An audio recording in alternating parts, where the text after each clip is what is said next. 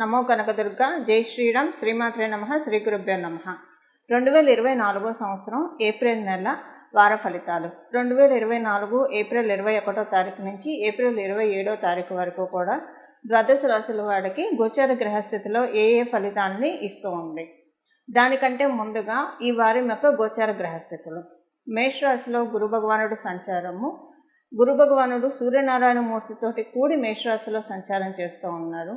కన్యా రాశిలో కేతుదేవుని సంచారము, మకర రాశిలో శనైశ్వరుని సంచారము, ఆఖరిదైన మీనరాశిలో రాహు భగవానుడి సంచారము, వక్రించిన బుధుడితోటి కూడి రాహు భగవానుడి సంచారము. ఈ వక్ర బుధుడు ఈ వారంలో వారం చివరిలో వక్రం నుంచి బయటకు వస్తారు. అంటే 25వ తారీఖు నుంచి వక్రగతిలోంచి బుధ భగవానుడు బయటకు వస్తాడు. 24వ తారీఖు వరకు కూడా ఆయన వక్రగతిలోనే ఉంటాడు. 25 నుంచి వక్రగతిలోంచి బయటకు వస్తున్నాడు. శుక్ర భగవానుడు కూడా మీనరాశిలో సంచారము. మీనరాశిలో ఉన్న శుక్రుడు 25వ తారీఖు నుంచి మీనరాశి నుంచి మేషరాశిలోకి రాబోతూ ఉన్నాడు. మేషరాశిలో 3 గ్రహాలు వరుసగా, అలాగే మీనరాశిలో కూడా రాహువు బుధుడు 24వ తారీఖు వరకు శుక్రుడితోటి కూడి 3 గ్రహాలు. 24 నుంచి రాహువు వక్రస్థితి నుంచి బయటికి వచ్చిన బుధుడితోటి కూడిన రాహువు సంచారము. కుజుడు సంచారము కుంభరాశిలో జరుగుతుంది. శనీశ్వరుడితోటి కూడిన కుజ సంచారము కుంభరాశిలో జరుగుతుంది. కుంభరాశిలో కుజ భగవానుడు సంచారము, ఆయన రాశి అయిన మేషరాశిలో సూర్యనారాయణ మూర్తి మరియు గురు భగవానుడి సంచారము. ఈ నేపథ్యంలో ఈ వారం ద్వాదశ రాశుల వాళ్ళకి ఎలాంటి ఫలితాలు, శుభ ఫలితాలు చోటు చేసుకోబోతున్నాయి, ఈ విషయాలన్నీ మనం తెలుసుకుందాం. ఈ వారం యొక్క విశేషాంశం ఏమన్నా ఉందా, ఇది ఒకసారి మనం పరిశీలిద్దాం. ఈ వారం యొక్క విశేషాంశము సూర్యనారాయణ మూర్తి తన ఉచ్చ రాశి అయిన మేషరాశిలో సంచారం జరుపుతూ ఉన్నారు. ఉచ్చ స్థానమైన మేషరాశిలో ఆయన మామూలుగానే ఆయన ఉచ్చ రాశి అయిన మేషరాశిలో సంచారం చేస్తుంటే చాలా మంచి ఫలితాన్ని ఆ ద్వాదశ రాశుల వాళ్ళకే ప్రసాదిస్తారు. అలాంటిది జీవకారకుడైన బృహస్పతితోటి కూడి సంచారము. అలాగే ఈ నెల 24వ తారీఖు నుంచి శుక్ర భగవానుడు కూడా, అంటే ఇద్దరు గురువర్యుల సమక్షంలో సూర్యనారాయణ మూర్తి సంచారం మేషరాశి. అది కూడా మేషరాశి కాలపురుషుడి కుండలిలో ప్రథమ రాశి మేషరాశి. ఈ ప్రథమ రాశిలో సూర్యనారాయణ మూర్తి ఉచ్చస్థానం తీసుకున్న అద్భుతమైన రాశిలో గురు భగవానుడు, దేవతల గురువైన గురు భగవానుడు, దైత్య గురువైన శుక్రాచార్యులతోటి కూడి సూర్యనారాయణ మూర్తి సంచారము అద్భుత ఫలితాన్ని ద్వాదశ రాశుల వాళ్ళకి కూడా ఇవ్వబోతోంది. ఈ అద్భుత ఫలితాలు ఏ విషయాల్లో ప్రభావం చూపబోతుంది, ఏ విషయాల్లో ఈ అద్భుత ఫలితాలు వర్తిస్తాయి ద్వాదశ రాశుల వాళ్ళకి, ఇది మనం తెలుసుకుందాం. ఇది తెలుసుకోవడానికి ముందుగా ఈ వారం 24వ తారీఖు నుంచి కూడా అందరికీ చక్కటి ఆత్మస్థైర్యం ఉంటుంది, మనోధైర్యం ఉంటుంది. విల్ పవర్ తోటి పనులన్నీ కూడా చకచకా చేసుకునే సమర్థత అందరికీ వర్తిస్తుంది. 27 నక్షత్రాల వాళ్ళకిను అలాగే ద్వాదశ రాశుల వాళ్ళకి కూడా ఈ పాయింట్ వర్తిస్తుంది. ఎవరికైనా ఆరోగ్య సమస్యలు ఉంటే ఆరోగ్య సమస్యలు సెట్ అయ్యే విధంగా మంచి వైద్యం దొరకడము, తదితర అంశాలన్నీ కూడా ఆ చల్లని సూర్యనారాయణ మూర్తి కృప వల్ల అవ్వడానికి బగబగా మండుతూ ఉన్నా సరే వేసవిలో ఆయన లేనిదే మన ఉనికి మన మనుగడ ఉండదు. కాబట్టి ఆయన మనకి ఎలాగైతే ఆయన కాంతిని తీసుకొని చంద్రుడు చల్లగా వెన్నెల్లు కురిపిస్తాడో, ఆయన కాంతితోటి మన జీవితంలో పచ్చదనము, చల్లదనము శోభాయమానంగా ఉంటుంది. ఇప్పుడు మనం ద్వాదశ రాశుల వాళ్ళకి కూడా ఈ గోచర గ్రహస్థితులు ఎలాంటి ఫలితాలు ఇస్తున్నాయి అన్న విషయాలు ఒక్కసారి పరిశీలిద్దాం. మకర రాశిలో పుట్టిన వాళ్ళకి కుటుంబంలో బాగా ఉంటుంది, అనుకూలమైన వాతావరణం ఉంటుంది. కుటుంబంలో పూజా పునస్కారాలు ఎక్కువ జరుగుతాయి, స్పిరిచువాలిటీ ఎక్కువగా కనిపిస్తుంది. పూజా పునస్కారాలు అంటే మీరు డైలీ పూజలు చేసుకునే వాళ్ళైనా తెలియకుండా మీకు ఎక్కడి నుంచైనా ప్రసాదం రావడము, లేదా ఏదైనా దేవుడి ఫోటో రావడమే, ఏదో ఒక రకంగా దైవం నుంచి సంకేతాలు ఈ వారం మీకు అందుతాయి. మీ ఇంట్లో ఏదైనా ప్రత్యేక పూజ పెట్టుకోవడము, ఇలాంటి వాటన్నిటికీ కూడా చాలా చక్కగా అవకాశం ఉంది. మీకు ఏమైనా ఆరోగ్య సమస్యలు ఉంటే వాటిల్లో అవేమీ పట్టించుకోకుండా ఈ వారం మీరు చక్కగా తిరగగలిగే విధంగా గోచర గ్రహస్థితులు, ప్రత్యేకించి సూర్యనారాయణ మూర్తి మిమ్మల్ని చక్కగా ఆశీర్వదిస్తూ ఉన్నాడు. ఉద్యోగస్తులకి చాలా మంచి శుభ సమయము.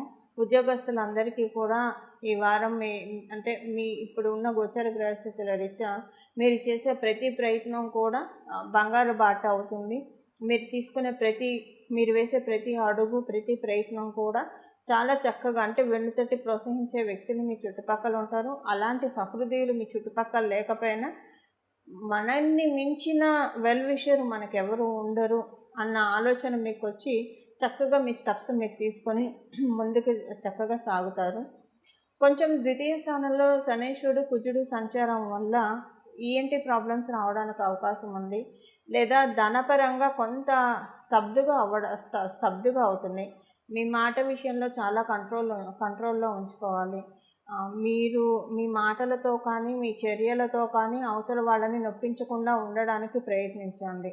మీ మాటల వల్ల లేదా మీరు చేసే పనుల వల్ల అవతల వాళ్ళు ఏమన్నా బాధపడితే, మీకు తెలియకుండా బాధపడితే, మీరు ఇంటెన్షనల్లీ చేయకపోయినా అన్ఇంటెన్షనల్లీ జరిగినా అది మీకు శనీశ్వరుడు కౌంట్ చేసుకుంటాడు అన్న విషయాన్ని మర్చిపోకండి. ఎందుకంటే ద్వితీయ స్థానంలో కుజుడు, శనీశ్వరుడు ఉండడము, మీకు లాభాధిపతి కూడా కుజుడే అవ్వడం వల్ల ఈ వారం నుంచి మీరు మాట్లాడే మాట లేదా మీరు చేసే చర్యలు అవతల వాళ్ళ గురించి మీరు చేసేది ఏదైనా సరే కౌంట్ అవుతుంది. ఇది వచ్చే రోజుల్లో మీకు ఫైనాన్షియల్ బెనిఫిట్స్ కొంచెం అడ్డుకోవడానికి అవకాశం ఉంది. కాబట్టి ఈ వారం చాలా జాగ్రత్తగా ఉండండి ఈ విషయంలో.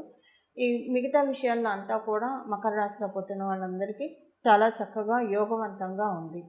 ఇవి ఈ వారం యొక్క గోచర గ్రహస్థితుల ఫలితాలు మకర రాశిలో పుట్టిన వాళ్ళందరికీ కూడా. చూశారు కదండి మీ రాశి యొక్క ఫలితాలు. ఈ వారం చేసుకోవాల్సిన పరిహారం మనం ఒకసారి చూద్దాం.